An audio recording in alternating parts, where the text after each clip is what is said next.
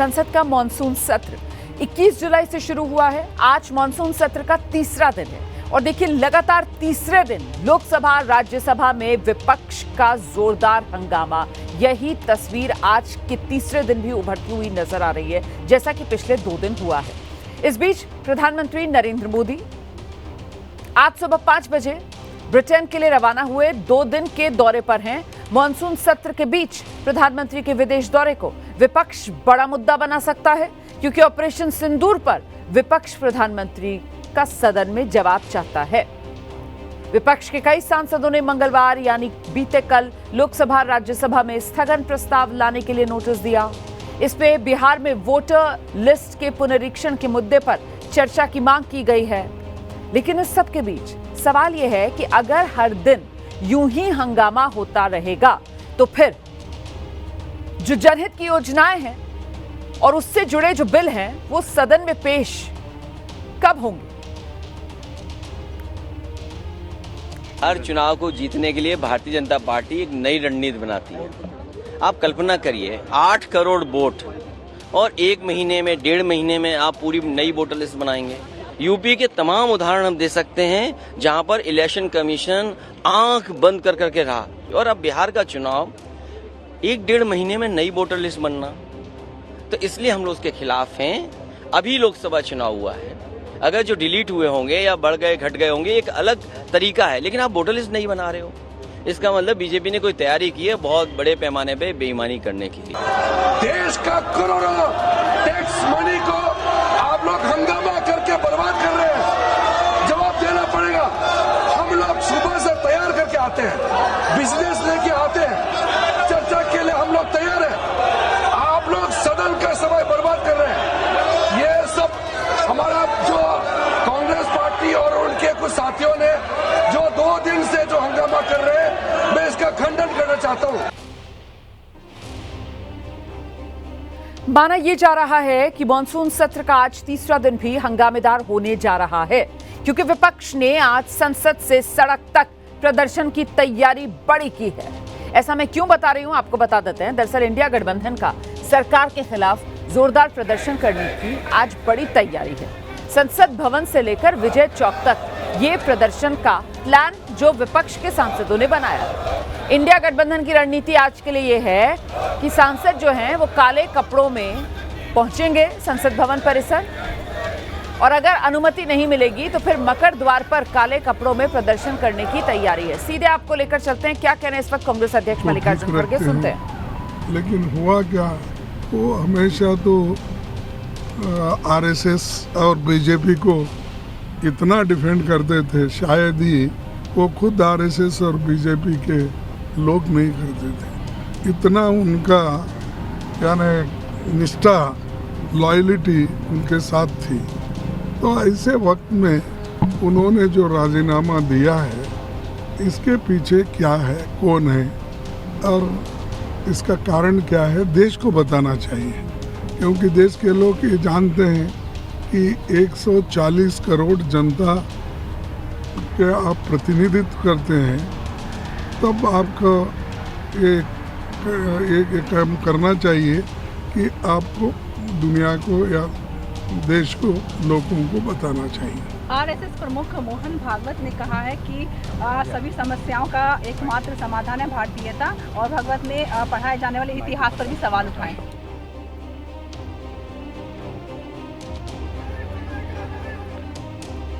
तो मल्लिकार्जुन खड़गे को आप सुन रहे थे। जिस तरीके से जगदीप धनखड़ ने इस्तीफा दिया है, उसी को लेकर अब निशाने पर जगदीप धनखड़ को एक तरीके से कांग्रेस की तरफ से लिया जा रहा है, और इसी के जरिए साधा जा रहा है निशाना बीजेपी से लेकर आरएसएस तक पर कांग्रेस की तरफ से। अब आगे जो संसद के अंदर गतिरोध बना हुआ है, उसी को लेकर सवाल कई, और सवाल ये महत्वपूर्ण हो जाता है कि सिर्फ हंगामा करना ही क्या विपक्ष की जिम्मेदारी है? क्योंकि मॉनसून सत्र में कुल 8 नए बिल बताया जा रहा है, इस बार सरकार पेश करने की तैयारी में है। अब ये सत्र जो है वो 21 जुलाई से शुरू हुआ है, 1 महीने तक चलेगा, 21 अगस्त तक। लेकिन बीते 2 दिन और आज तीसरा दिन है, एक भी बिल पर तो चर्चा शुरू ही नहीं हो पाई है। सत्र में जो 8 नए बिल पेश होंगे, उनमें कौन कौन से बिल हैं, पहले आप ये जान लीजिए। मणिपुर जीएसटी संशोधन बिल 2025 ये लाया जाना है। टैक्सेशन लॉ संशोधन बिल 2025 ये सरकार लाने की तैयारी में। इसके अलावा जन विश्वास संशोधन बिल है, भारतीय प्रबंधन संस्थान संशोधन बिल है, 5वां bill national sports governance bill है, 6ठा बिल नेशनल एंटी डोपिंग संशोधन बिल है, 7वां बिल भू विरासत स्थल और भू अवशेष बिल है और 8वां बिल है खान और खनिज संशोधन बिल। तो ये 8 महत्वपूर्ण बिल, लेकिन ये बिल चर्चा तो दूर, अब तक तो टेबल भी नहीं हो पाए हैं।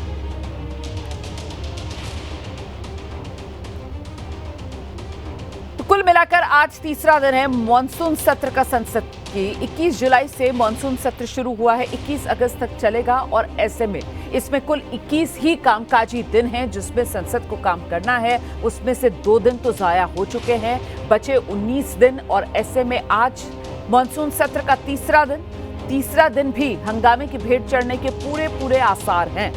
आज तो विपक्ष के पास एक नया हथियार ये भी होगा कि प्रधानमंत्री नरेंद्र मोदी जो है वो मॉनसून सत्र चल रहा है और विदेश दौरे पर चले गए। हम सीधे आपको लेकर चलेंगे, हमारे साथ हमारे सहयोगी आशीष कुमार सिंह इस वक्त मौजूद हैं और जरा जानते हैं आशीष से। आशीष, अभी तक तो जब से मॉनसून सत्र शुरू हुआ है सिर्फ और सिर्फ हंगामा ही देखने के लिए मिल रहा है, तीसरे दिन भी वही कहानी रिपीट होगी आज? जी हाँ, बिल्कुल आप मान के चलें, मुझे तो लगता है कि कहीं ऐसा ना हो पूरा का पूरा सत्र ही इन विवादों की भेंट चढ़ जाए। आप बिल्कुल ठीक कह रही हैं, आज भी यही लग रहा है क्योंकि प्रधानमंत्री आप जैसा जिक्र कर रही थी कि प्राइम मिनिस्टर यूके और 4 दिनों के मालदीव्स की यात्रा पर निकल गए हैं। ऐसे में पहले से ही इसको लेकर के सवाल खड़े किए जा रहे थे कि विपक्ष जबकि उन मुद्दों पर जैसे ऑपरेशन सिंदूर हो या डोनाल्ड ट्रंप का बयान हो या फिर जम्मू कश्मीर के फुल स्टेटहुड के रेस्टोरेशन का मामला हो या फिर जिसको लेकर के बहुत ज़्यादा मुखर है विपक्ष, बिहार में जिस तरह से रिव्यू करा जा रहा है इलेक्टोरल रोल का, इनको लेकर के प्रधानमंत्री चर्चा में शामिल हो, जवाब दें, ऐसे वक्त पर जाना। और हमने देखा था 2 रोज़ पहले किस तरह से कांग्रेस ये केस बना रही थी और कह रही थी कि क्या प्रधानमंत्री को ये पता नहीं था कि 21 तारीख से संसद का सत्र शुरू होने वाला है, जो उन्होंने अपना दौरा तय कर लिया, भागने की कोशिश ना करें प्रधानमंत्री। और देखिए, जब मल्लिकार्जुन खड़गे कोई बयान देते हैं, जिस तरह से वो जगदीप धनखड़ को लेकर के सवाल खड़े कर रहे थे कि पूरे राष्ट्र को आप बताइए कि पर्दे के पीछे क्या हुआ, तो वो सिर्फ एक पार्टी के सांसद नहीं है, राज्यसभा में लीडर ऑफ ऑपोजिशन भी हैं और कांग्रेस के राष्ट्रीय अध्यक्ष भी है। तो एक लाइन वो तय कर देते हैं, आप ये मान के चलें कि वही विरोध प्रदर्शन, वही हल्ला हंगामा संसद में आपको देखने को मिलेगा और मुझे लगता नहीं कि आज भी सत्र सुचारू रूप से चल सके। बात कर लेते हैं जरा धर्मांतरण के मास्टरमाइंड मौलाना छांगुर की, उस पर कसते कानून की शिकंजे की। दरअसल जैसे जैसे इस मामले में जांच आगे बढ़ रही है, जैसे जैसे पूछताछ हो रही है, वैसे वैसे एक के बाद एक कई खुलासे हो रहे हैं। उन खुलासों से अब तक जो बड़ी बातें सामने आई, उसमें एक और तो छांगुर धर्मांतरण का नापाक खेल खेल रहा था और साथ ही साथ लैंड जिहाद के मामले में भी संलिप्त था ये मौलाना छांगुर। ये बड़ी जानकारी है जो सामने आ रही है। एटीएस और ईडी की जांच में जमीन सौदों को लेकर बड़ा खुलासा हो रहा है। अवैध धर्मांतरण से मिले विदेशी फंडिंग से जमीन की खरीद फरोख्त करता था ये मौलाना छांगुर। उत्तर प्रदेश के 351 रजिस्ट्री दफ्तरों में छांगुर की जमीनों की जांच शुरू कर दी गई है। छांगुर और 13 सहयोगियों के नाम उपनिबंधक कार्यालयों को भेज दिए गए। अब तक की जांच में पता चला छांगुर ने देवीपाटन मंडल को धर्मांतरण नेटवर्क का केंद्र बना लिया था। इतना ही नहीं, धर्मांतरण के गोरख धंधे और लैंड जिहाद की कड़ियां आपस में जुड़ती नजर आ रही हैं। उसके सबूत जुटाने के लिए उत्तर प्रदेश के रजिस्ट्री कार्यालयों से मौलाना छांगुर और उसके करीबियों से जुड़े बेनामों का पूरा ब्यौरा मांगा गया है।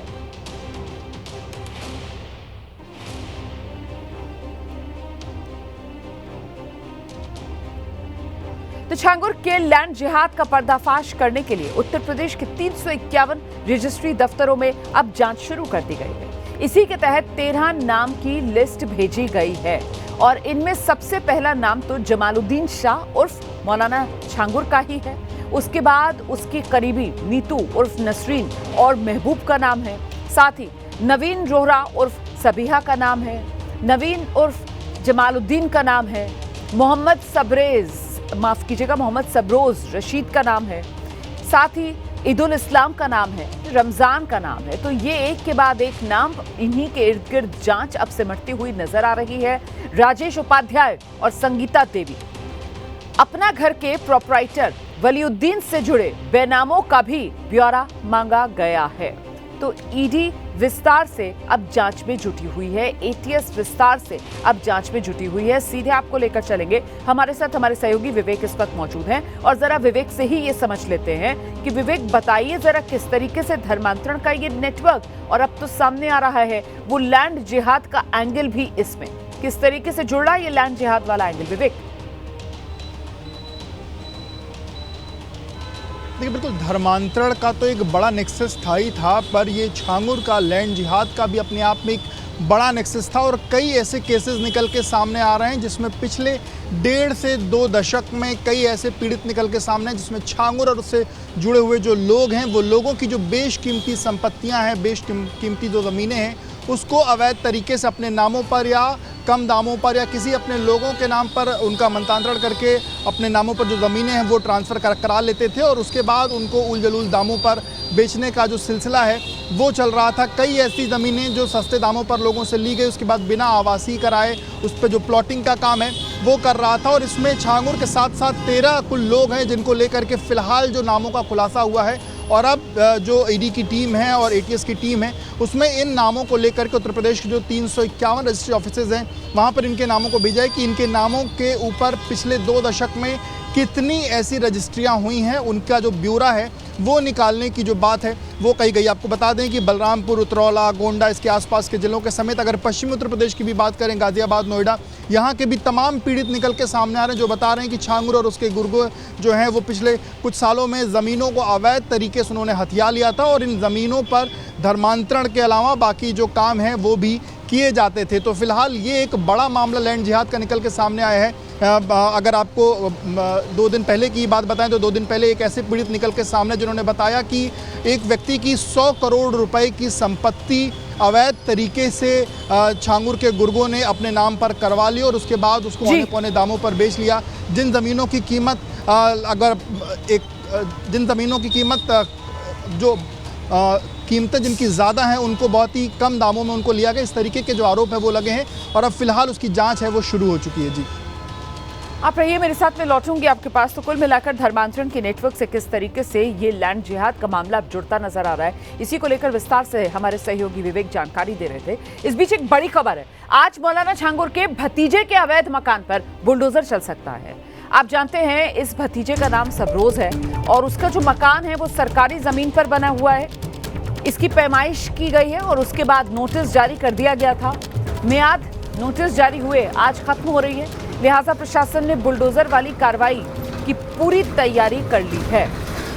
तो सबरोज का जो आशियाना है अवैध तरीके से सरकारी जमीन पर बना हुआ है, उसी पर आज बुलडोजर वाला एक्शन, जिसकी तैयारी प्रशासन की तरफ से पूरी कर ली गई है। नोटिस पहले ही दे दिया गया था और वो नोटिस वाली मियाद आज खत्म हो रही है। छांगुर का भतीजा है ये सबरोज। सरकारी जमीन पर छांगुर के भतीजे ने अपना आशियाना बना रखा है। इसी आशियाने की पैमाइश की गई और साथ ही जो अनियमितताएं थी उसको लेकर अवगत कराया गया परिवार को। अब आज वो बुलडोजर वाला एक्शन सबरोज पर करने की तैयारी में स्थानीय प्रशासन।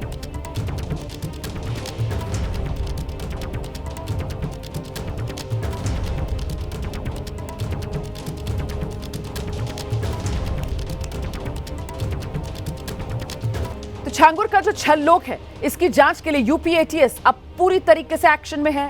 नेपाल बॉर्डर से सटे जिलों में एटीएस की 3 टीम्स मौजूद हैं। बलरामपुर में, बहराइच में, लखीमपुर खीरी में, सिद्धार्थनगर में, महाराजगंज। संदिग्धों की पहचान की जा रही है, ताबड़तोड़ छापेमारियां चल रही हैं। खुफिया एजेंसी भी इस जांच में शामिल हो गई है। संदिग्धों की तलाश जल्द और कई लोगों को हिरासत में लेकर पूछताछ करने की तैयारी में हैं जांच एजेंसियां। तो संदिग्धों तक पहुंचना है और उसी के जरिए इस पूरे नेटवर्क का पर्दाफाश करना है। इसी के तहत जांच एजेंसियों का ये त्वरित एक्शन। इस पर और जानकारी के लिए सीधे विवेक का रुख करेंगे। विवेक, खुफिया एजेंसी भी अब इसमें शामिल हो गई है जांच में? जब बिल्कुल देखिए खुफिया एजेंसियां लगातार अलर्ट पर हैं, आईबी अलर्ट पर है, एटीएस तो जांच कर ही रही है, यूपी एसटीएफ ने भी इस मामले में जो शुरुआती जो गिरफ्तारियां हैं वो करी थी, यूपी पुलिस भी लगी हुई है। और इसमें जो चीज़ें निकल के सामने आई, क्योंकि छांगुर का जो धर्मांतरण का नेटवर्क है वो नेटवर्क भारत में तो फैला ही है, इसमें नेपाल कनेक्शन भी निकल के सामने आया है।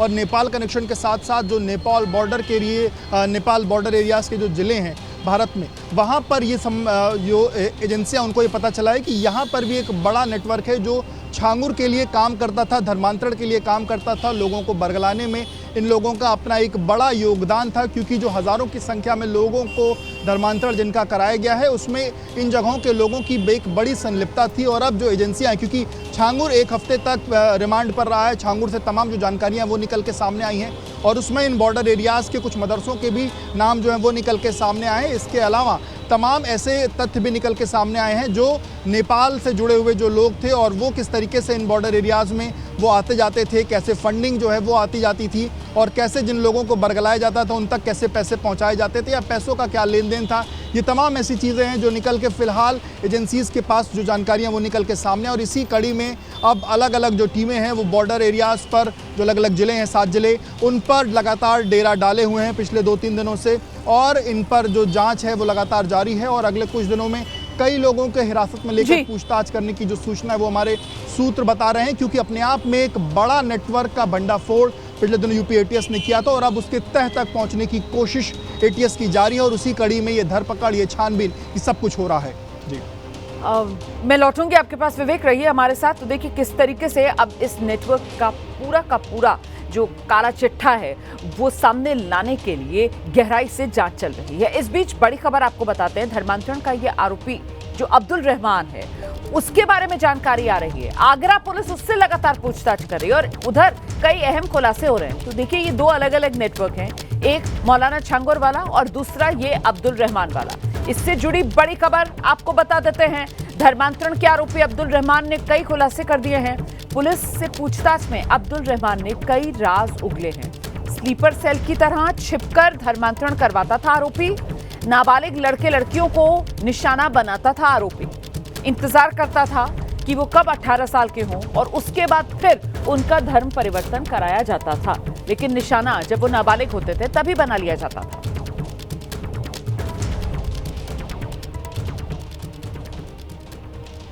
तो अब्दुल रहमान ने पूछताछ में कबूला कि वो स्लीपर सेल की तरह काम करता था धर्मांतरण वाला।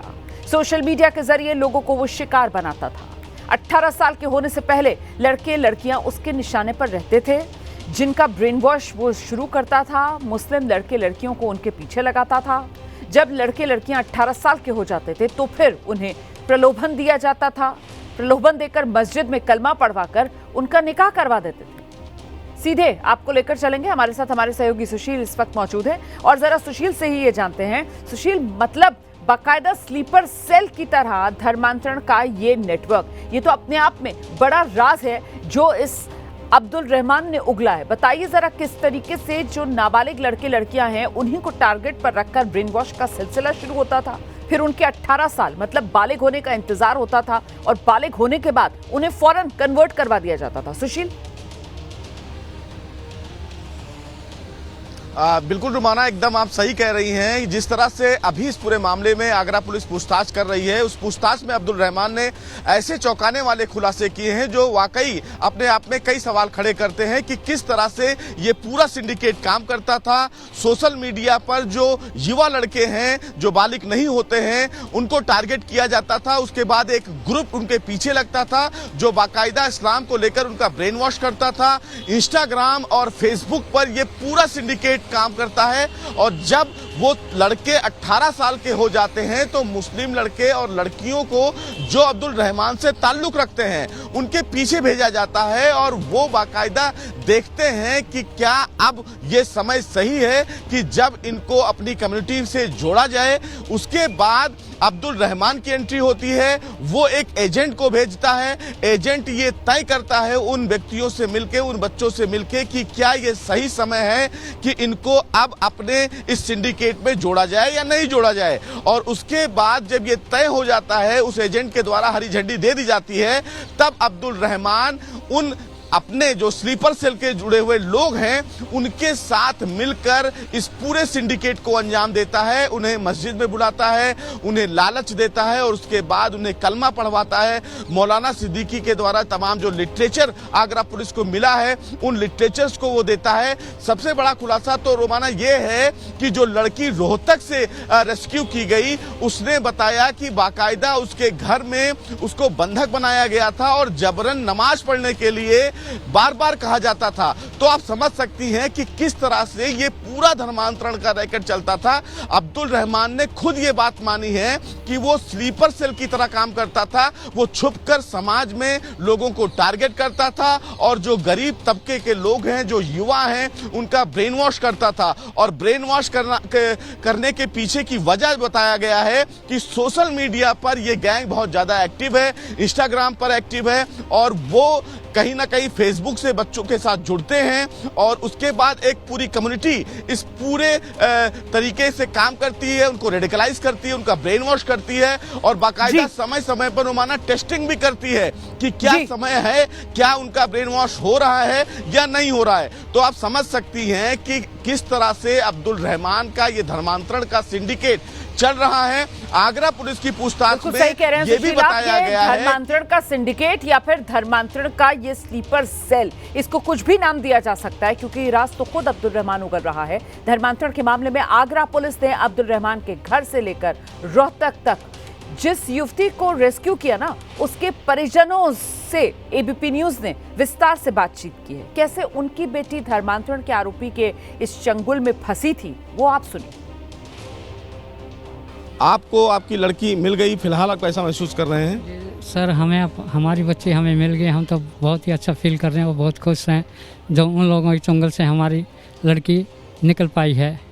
कब आपकी लड़की गायब हुई और क्या ये रहा कि कब आपने एफआईआर दर्ज की पुलिस में और कैसे हुआ सब कुछ? हमारी लड़की 12 नवंबर को घर से अपने आप ही गायब हो गई थी और 13 नवंबर को हमने उसके नज़दीकी पुलिस स्टेशन थाने में एफआईआर दर्ज करवाई। घर में कैसे रहती थी, कैसे वो लोगों के संपर्क में आई, क्या करती थी आपकी लड़की? घर में तो बिल्कुल अपने आप को अकेला महसूस करती थी। वो ना तो वो टाइम से खाना खाती थी, ना किसी से बात करती थी और ना कभी टाइम से सोना ना उठना। क्या काम करती थी, पढ़ाई करती थी? वो स्टडी करती थी। वो ज़्यादा इस्लाम को मानने लग गई थी और हमें जहाँ तक शक हुआ कि ये इस्लाम धर्म में शायद ये इसका ब्रेन वॉश हो रहा है या किसी ने किया होगा, ये इसलिए ये इस्लाम धर्म की बातें ज़्यादा करती है। फिर क्या हुआ, कब ये घर से निकली, किन लोगों के संपर्क में रही? ये सर 12 नवंबर से ही निकल चुकी थी, बिना किसी को बताए? बिना किसी को बताए घर से निकल गई थी। या तो इसके ऊपर प्रेशर डाला गया है किसी ने, उस प्रेशर की वजह से ये बिना बताए घर से, ना तो मेरे को बताया, ना अपनी मम्मी को बताया, ना किसी को बताया, ये चुपचाप से अपना डॉक्यूमेंट लेकर के अपने चली गई। सीधे आपको लेकर चलेंगे, सुशील लगातार हमारे साथ बने हुए हैं। सुशील, आपने जो पीड़ित परिवार से बातचीत की है वो भी दर्शकों को अभी हमने आप सुनवाया है। सवाल ये है कि अब तो पुलिस की पूछताछ में बहुत से राज इस अब्दुल रहमान ने उगल दिए हैं, लेकिन अभी भी वो कौन से ऐसे सवाल हैं जिनके जवाब पुलिस ढूंढ रही है? सुशील।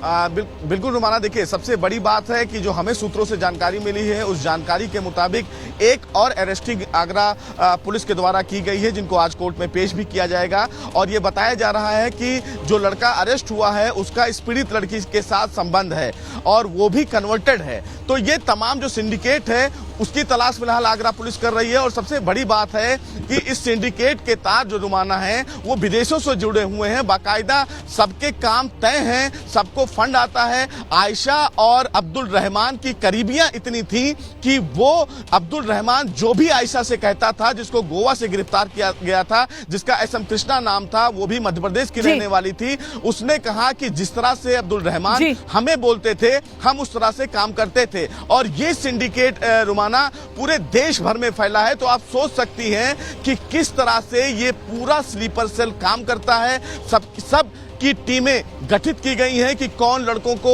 टारगेट करेगा, सोशल मीडिया पर कैसे रेडिकलाइज किया जाएगा। आप महत्वपूर्ण जानकारी दे रहे हैं। अब तो पूरा का पूरा पर्दाफाश हो चुका है इस सिंडिकेट का, इस धर्मांतरण वाले स्लीपर सेल का। अभिनेत्री तनुश्री दत्ता को कौन परेशान कर रहा है? तनुश्री दत्ता का रोते हुए वीडियो वायरल।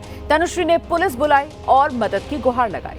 तनुश्री दावा कर रही हैं कि घर में ही उन्हें परेशान किया जा रहा है। मुझे मेरे ही घर में परेशान किया जा रहा है। I just called the cops. परेशान होकर मैंने पुलिस को कॉल किया, police I. And they've asked me to come to the police station to launch a proper complaint. I'm going to probably go tomorrow. ये आरोप बॉलीवुड एक्ट्रेस तनुश्री दत्ता ने लगाए हैं। उनके मुताबिक पिछले 4-5 सालों से उन्हें परेशान किया जा रहा है, जिसका जिक्र उन्होंने सोशल मीडिया पर किया तो बवाल मच गया। परेशान किया गया है पिछले 4-5 सालों में कि मेरी तबीयत खराब हो गई है, मैं कुछ काम नहीं कर पा रही हूँ, मेरा घर पूरा एकदम मेसी होके पड़ा हुआ है। वीडियो में तनुश्री दत्ता रोते बिलखते हुए नजर आ रही है। हालांकि इस पूरे वीडियो के दौरान अभिनेत्री ने किसी का नाम नहीं लिया है। सोशल मीडिया पर तनु का ये वीडियो तेजी से वायरल हो रहा है। तो अपने जमाने की जाने मानी बॉलीवुड एक्ट्रेस हैं ये तनुश्री दत्ता। हाल ही में इनका ये वीडियो पोस्ट रोते हुए, मदद की गुहार लगाते हुए जमकर वायरल हो रहा है। वो कह रही हैं कि उन्हें पिछले 4-5 साल से हैरेस किया जा रहा है। मंगलवार को परेशान होकर उन्होंने पुलिस बुला ली थी, लेकिन उनसे कहा गया कि वो शिकायत लिखवाने के लिए पुलिस स्टेशन आए। एक्ट्रेस कह रही है कि देर होने से पहले उनकी मदद कर दी जाए। मैं आपको सीधे एक रिपोर्ट दिखाती हूँ एबीपी न्यूज संवाददाता मृत्युंजय की। बॉलीवुड अभिनेत्री तनुश्री दत्ता ने अपने सोशल मीडिया पर एक पोस्ट शेयर किया जिसमें वो रोते हुए, बिलखते हुए अपनी आप बीती बता रही हैं कि वो अपने घर में ही परेशान है, उन्हें परेशान किया जा रहा है। ऐसे पर उन्होंने मुंबई पुलिस से संपर्क किया था। कल रात का समय था। मुंबई पुलिस ने कहा कि वो पुलिस थाने में आकर अपनी शिकायत दर्ज कराएं। और देखिए, आज सुबह मुंबई पुलिस, ओशिवारा पुलिस के पुलिसकर्मी यहाँ पर पहुँचे हुए। पीले रंग के जैकेट में आपको जो लोग नज़र आएंगे और सिविल ड्रेस में वो ओशिवारा पुलिस के पुलिसकर्मी हैं, जो कि समर्थांगन बिल्डिंग, जो कि मुंबई के अंधेरी लोखंडवाला में स्थित है, यहाँ पर पहुँची हुई है और संभवतः तनुश्री दत्ता से संपर्क करेगी। संपर्क करके पुलिस थाने में ही उन्हें बुलाया जाएगा, क्योंकि अगर पुलिस को विस्तृत कोई शिकायत दर्ज करनी है तो वो पुलिस थाने में ही दर्ज किया जाएगा। आपको बता दें कि सोशल मीडिया, इंस्टाग्राम पर तनुश्री दत्ता ने एक वीडियो शेयर किया जिसमें वो रोते बिलखते हुए नजर आई और रोते बिलखते हुए उन्होंने कहा कि वो अपने घर में ही पिछले कई वर्षों से परेशान है, जिसकी वजह से वो काम काज नहीं कर पा रही हैं, उन्हें दिक्कतों का सामना करना पड़ रहा है, काफ़ी परेशान है। उन्होंने मुंबई पुलिस से संपर्क किया। मुंबई पुलिस ने कहा कि वो पुलिस थाने आए और अपना शिकायत दर्ज कराएं, लेकिन काफ़ी देर रात का समय था। आज मुंबई पुलिस के जवान पहुंचे हुए हैं उनसे संपर्क करने के लिए। उनसे संपर्क करके उन्हें बुलाया जाएगा। समर्थांगन जो बिल्डिंग है उसी में तनुश्री दत्ता रहती हैं।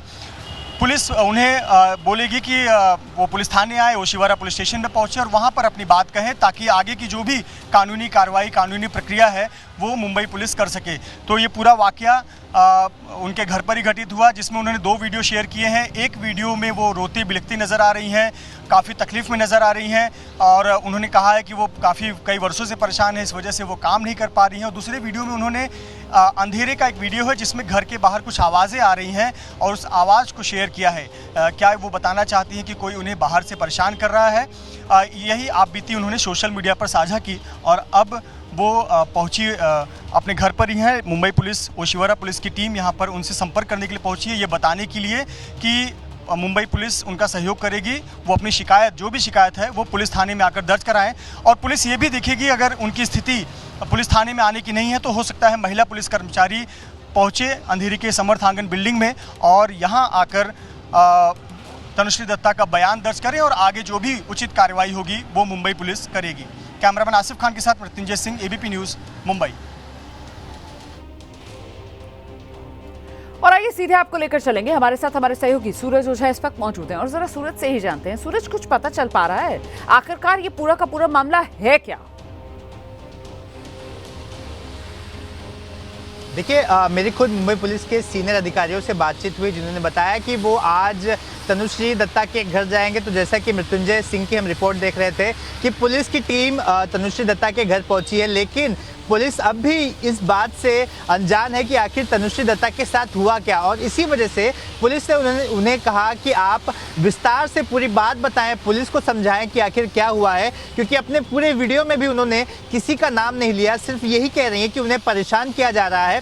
साथ ही वो इस ओर इशारा कर रहे हैं कि उनके घर में नौकरानियों को प्लांट किया जाता है। देखिए, ये प्लांट जो चीज़ है वो समझ में नहीं आ रहा है कि क्या कोई कॉन्स्पिरेसी कर रहा है, अगर किस तरह की कॉन्स्पिरेसी है तो वो क्या है, और इसी के चलते इस मामले को पुलिस ने बेहद गंभीरता से लिया है और कहा है कि तनुश्री से कि वो पूरी बात बताएं। और जाहिर सी बात है, अगर वो कह रही हैं कि वो घर में है, उनको खतरा है, और इसी वजह से पुलिस की टीम आज उनके घर पहुंची देखने के लिए कि वो सही सलामत हैं। अगर वो खतरा है तो वो किस चीज़ का खतरा है। अगर पुलिस को ऐसा लगता है कि फिलहाल चीज़ें नियंत्रण में है और तनुश्री पुलिस स्टेशन आ सकती हैं, तो जाहिर सी बात है उन्हें पुलिस स्टेशन आने का आमंत्रण दिया जाएगा। हम सीधे लेकर चलते हैं संसद भवन परिसर, जहां पर विपक्ष के सांसदों की तरफ से विरोध प्रदर्शन शुरू हो चुका है। ये तस्वीरें आप देख रहे हैं। आज मानसून सत्र का तीसरा दिन है और तीसरे दिन आज विपक्ष की तरफ से रणनीति बड़ी बनाई गई है। ज्यादातर विपक्ष के सांसदों को आप देख रहे हैं काले रंग के कपड़े पहनकर यहां संसद भवन परिसर में पहुंचे हैं। मकर द्वार की ये तस्वीरें आप देख रहे हैं, जहां पर इस वक्त तमाम विपक्षी दलों के सांसद मौजूद हैं और संसद शुरू होने से पहले यहां जोरदार नारेबाजी की जा रही है।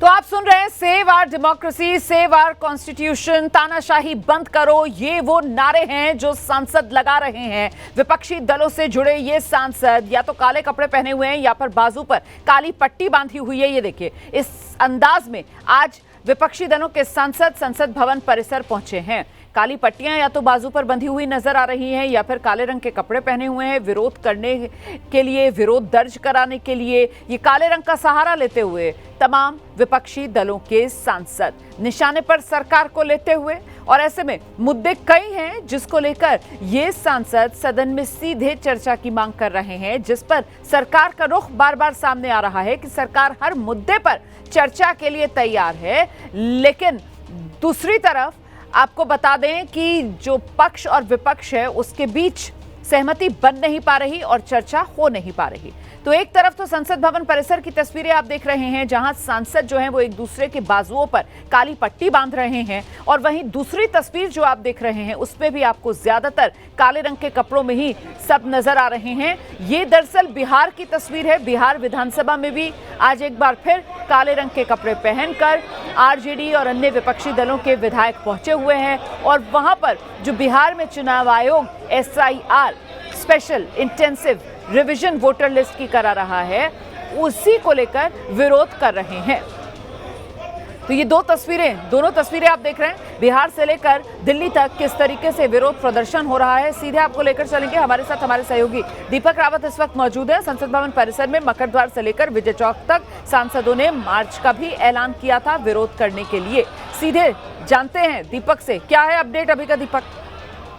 जी बिल्कुल रोमाना, मार्च की भी तैयारी थी लेकिन उसके लिए परमिशन चाहिए होती, परमिशन मिली नहीं। लेकिन सीधे तौर पर मकर द्वार पर इस वक्त तमाम जो इंडिया ब्लॉक के सांसद हैं वो जमा हुए हैं और हाथों में तख्तियां लिए हुए हैं। सीधे तौर पर ये कहा जा रहा है कि जो बिहार में SIR का मुद्दा चल रहा है उस पर सरकार को चीजें स्पष्ट करनी चाहिए, इस पर सदन में चर्चा होनी चाहिए, गंभीर चर्चा होनी चाहिए। और इसके साथ साथ जब कल फ्लोर लीडर्स की बैठक हुई थी इंडिया ब्लॉक की, उसमें भी यह तय किया गया था कि जब बिहार SIR के मुद्दे पर चर्चा हो तो उस दौरान भी प्रधानमंत्री वहां पर मौजूद रहे, प्रधानमंत्री भी इस पर अपनी बात रखें और सीधे तौर पर न सिर्फ पहलगाम हमले को लेकर बल्कि बिहार SIR मुद्दे पर भी अब विपक्ष मांग कर रहा है कि प्रधानमंत्री चर्चा में शामिल हों और वो प्रधानमंत्री का वक्तव्य भी इस मुद्दे पर होना चाहिए। इसी मुद्दे को लेकर लगातार विपक्ष अब दबाव बना रहा है। विपक्ष जानता है कि पहलगाम आतंकी हमले के मुद्दे पर अभी चर्चा नहीं हो सकती क्योंकि प्रधानमंत्री विदेश दौरे पर चले गए हैं और उनका कहना है कि उस पर शायद बाद में चर्चा हो, अभी तक तारीख तय नहीं हुई है। लेकिन अगर बिहार SIR के मुद्दे पर भी चर्चा होनी चाहिए और ये भी तब हो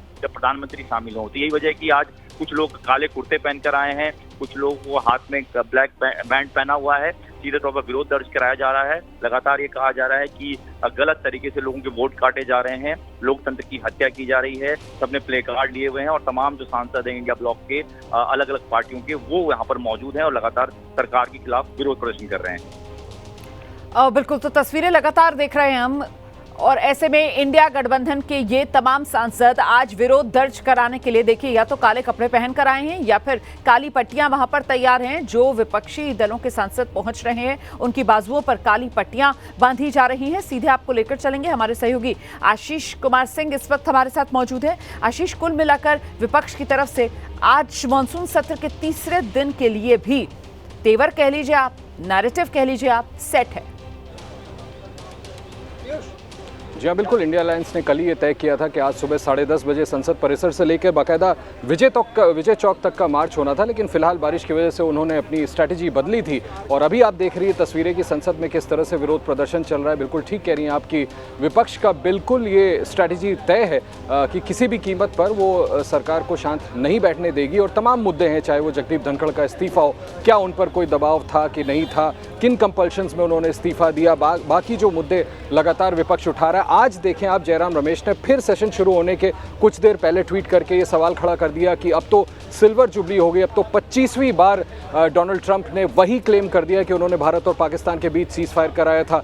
तो फिर से ऑपरेशन सिंदूर का मसला हो या फिर बिहार में जो इलेक्टोरल रिव्यूज़ हो रहे हैं उसका मसला हो, जम्मू कश्मीर का मसला हो, मणिपुर को लेकर के आप देखें 2 रोज़ पहले कांग्रेस पार्टी ने यह आरोप लगाया था कि प्रधानमंत्री एक बार फिर सेशन के दौरान विदेश यात्रा पर जा सकते हैं, लेकिन मणिपुर जाने का उनके पास वक्त नहीं है। तमाम ऐसे मुद्दे हैं जिसको लेकर के इंडिया अलायंस ने सरकार को घेरने का स्ट्रैटेजी बनाया और इस वजह से काली पट्टी बांध करके आप देख रही हैं संसद के अंदर अभी विरोध प्रदर्शन चल रहा है। और मैं आपको बताऊं, जैसे ही सत्र शुरू होगा 11 बजे जब सेशन में हाउस बैठेगा, तब भी आप देखेंगे कि ये समूचा इंडिया अलायंस पुरजोर विरोध करेगा, सरकार को घेरने की कोशिश करेगा। राजनीतिक स्ट्रैटेजी है विपक्ष की, क्योंकि चुनावी महीने हैं, बिहार में विधानसभा चुनाव होना है, आगे चल के दूसरे क्रूशियल स्टेट्स में विधानसभा चुनाव होना है। इसलिए मुझे लगता है कि विपक्ष और खास करके principal opposition party Congress party नहीं चाहती कि इन मुद्दों को हाथ से स्लिप करने दिया जाए और सरकार को कोई भी मौका दिया जाए कि वो किसी तरह से विपक्ष पर पलटवार कर सके। यही वजह है कि इस तरह से सभी लोग इकट्ठा होकर के संसद में सरकार को घेरने की पूरी कोशिश कर रहे हैं। तो ऐसे में आशीष, क्या कोई जानकारी मिल रही है सत्ता पक्ष की तरफ से, क्या कुछ कोशिश की जा रही है समन्वय बनाने की? क्योंकि देखिए, ये बात भी हम सब जानते हैं कि लोकतंत्र में और ऐसे में हमेशा से ये बातें कही जाती रही हैं। अब जो सत्ता में हैं वो जब विपक्ष में थे तब उनकी तरफ से भी ये बातें कही जाती रही कि साहब जो सदन है उसको चलाने की जिम्मेदारी कहीं ना कहीं सरकार की होती है। तो ऐसे में क्या कोई कोशिश है सत्ता पक्ष की तरफ से आशीष? जी हाँ, बिल्कुल, निश्चित तौर पर। और ख़ास करके आप देखें पार्लियामेंट्री अफेयर्स मिनिस्टर किरण रिजिजू जब उन्होंने चार्ज भी लिया था तब भी हमने देखा था कि उन्होंने कैसा रीच आउट किया था। कांग्रेस प्रेसिडेंट खड़गे से जाके मिले थे, मिसेस गांधी से जाकर के मिले थे। अभी भी जो मेरी जानकारी है उसके मुताबिक सरकार की तरफ से प्रयास लगातार जारी हैं और ख़ास करके पार्लियामेंट्री अफेयर्स मिनिस्टर की तरफ से रीच आउट करने की कोशिश की। कल हमने देखा कि राजनाथ सिंह कैसे फ्लोर पे खड़े हुए और उन्होंने कहा कि सदन को चलने दिया जाए। ये सरकार का आश्वासन है कि सभी मुद्दों पर चर्चा करी जाएगी। मुझे लगता है कि सरकार के रीच आउट करने के बावजूद विपक्ष जो नहीं मान रहा है वो ऑपोजिशन की पॉलिटिकल स्ट्रैटेजी है, क्योंकि अगर वो ये बातें मान जाते हैं और शांत बैठ जाते हैं तो फिर सरकार को घेरने का मौका हाथ से निकल जाएगा। So it's a electoral bout, जैसा मैं आपसे कह रहा था, चुनावी महीने, इस वजह से पॉलिटिकल स्ट्रैटेजी है जिसके तहत ये सारे मुद्दे जो सामने हैं उसको लेकर के विपक्ष अपना विरोध प्रदर्शन अभी कर रहा है। और 2 दिन से हम लगातार पहले से देख रहे हैं किस तरह से संसद के अंदर लोकसभा और राज्यसभा दोनों में हंगामा किया जा रहा है। विपक्ष के सांसद तमाम वेल में उतर जा रहे हैं। ये सभी मुद्दे हैं जिस पर सरकार से जवाब तलब किया जा रहा है। बाकी तो अन्य मुद्दे थे ही, लेकिन जिस तरह से परसों शाम को अचानक वाइस मैं जरा सा आपको रोक रही हूँ, आप अपनी बात पूरी कर लीजिएगा। देखिए, विपक्षी सांसद जो हैं वो सभी यहाँ पर नजर आ रहे हैं। अब अखिलेश यादव भी पहुंच चुके हैं, राहुल गांधी भी पहुंच चुके हैं, प्रियंका गांधी पहले से ही यहाँ पर मौजूद है, संजय राउत को आप देख रहे हैं। आप देखिए किस तरीके से तमाम अलग अलग दलों के ये सांसद, इंडिया गठबंधन के राहुल गांधी अखिलेश यादव को आप देख रहे हैं, राहुल गांधी ने गले में काले रंग का गमछा डाला हुआ है और बहुत से सांसद, प्रमोद तिवारी को आप देख रहे हैं, इन्होंने बाजू पर काली पट्टी बांधी हुई है। तो कहीं ना कहीं वो काला रंग आज आपको किसी न किसी रूप में इंडिया गठबंधन के हर एक विपक्षी सांसद पर नजर आ रहा है। किसी ने तो पूरे कपड़े काले पहने हुए हैं, किसी ने काले रंग का गमछा डाला हुआ है, किसी ने काले रंग की पट्टी बाजू पर बांधी हुई है। तो विपक्ष अपने तेवर दिखा रहा है। आप ये कयास लगा सकते हैं कि आज मॉनसून सत्र का जो तीसरा दिन है वो भी हंगामे की भेंट चढ़ने जा रहा है। ऐसा अंदाजा लग रहा है तस्वीरें देख